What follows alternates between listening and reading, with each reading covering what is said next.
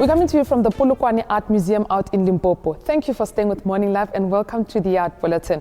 It examines an unlikely friendship between a young, misguided and money-hungry property agent and a disillusioned old man. That's Nothing for Mahala, a local flick starring Thapelo Mokoena.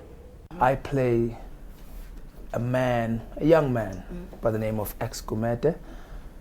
Quite a, an interesting young man.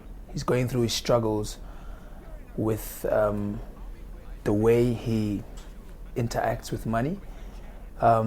Essentially, values and money, in this case, are showcased through this character, and basically his relationship with the idea of money, what he should be doing, what he is doing with his little bit of money, and the big lesson that he learns throughout the progression of the movie that actually puts him on the straight and narrow and makes him a better person. The Bag Factory is inviting young South African visual artists to apply for the 2013 David Kulwane Mentorship Program. This is in celebration of Kulwane's contribution to the SA art scene.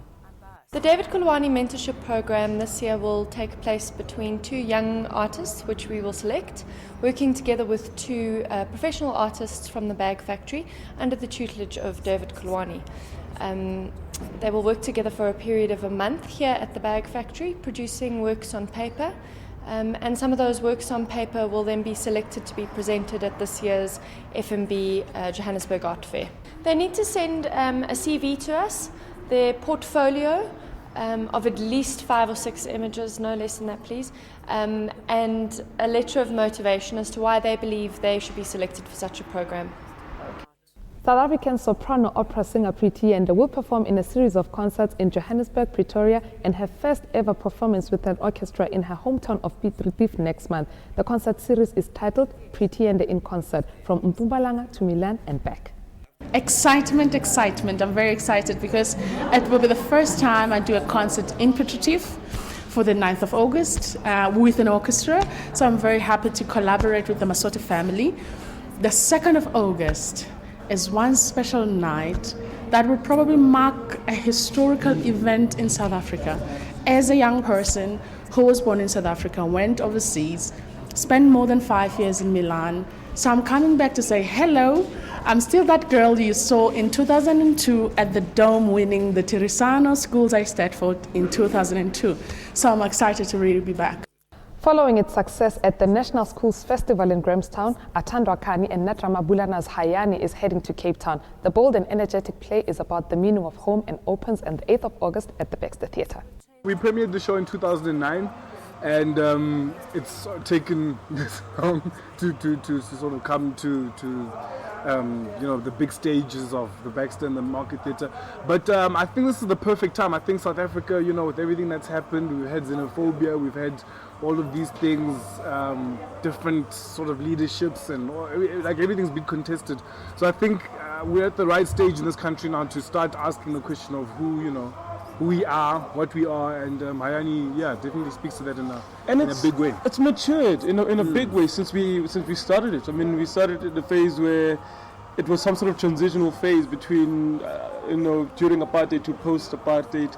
And then we had that sort of generation there, but now the play has matured itself, and we have another generation that's come around, the Born Free, the Mandela generation that the play speaks to heavily as well.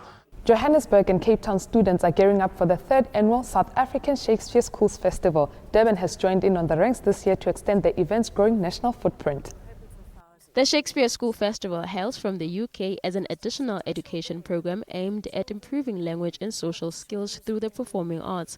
The event offers a non-competitive, supportive and exciting opportunity for young people to showcase their acting talent.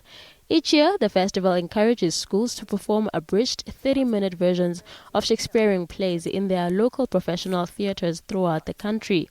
Cape Town performances are from tomorrow to the 1st of August, and in Joburg, it's from the 6th to the 8th of September. 5 youth orchestras will take part in the Johannesburg Youth Orchestra Festival at the Linda Auditorium this afternoon. First, they'll perform short individual pieces, and then they'll all combine to perform 4 must items conducted by Dr. Richard Koch. The Youth Orchestra Festival, this is the 3rd year we're holding this event. And it's a great opportunity for youth orchestras around Gauteng and even beyond to come together and to join forces and play together. I think it also serves another purpose in that members of orchestras get an idea of what's happening in other youth orchestras. They get an idea of how they're doing, perhaps ideas around repertoire. They meet other young musicians. This sculpture is part of a group exhibition titled Beliefs and Traditions, currently on display here at the Polokwane Art Museum until the end of August. The exhibition captures the sense of Polokwane's culture, tradition and small treasures.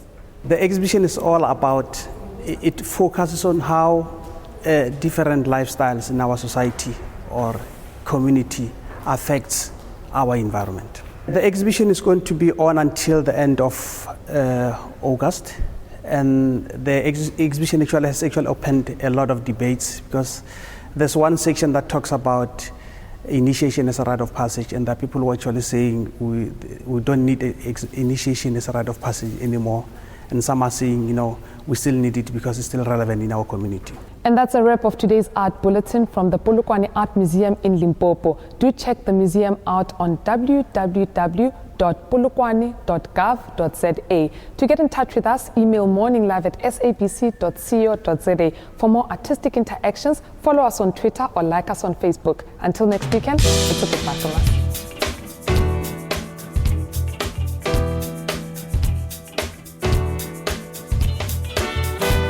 Love the work these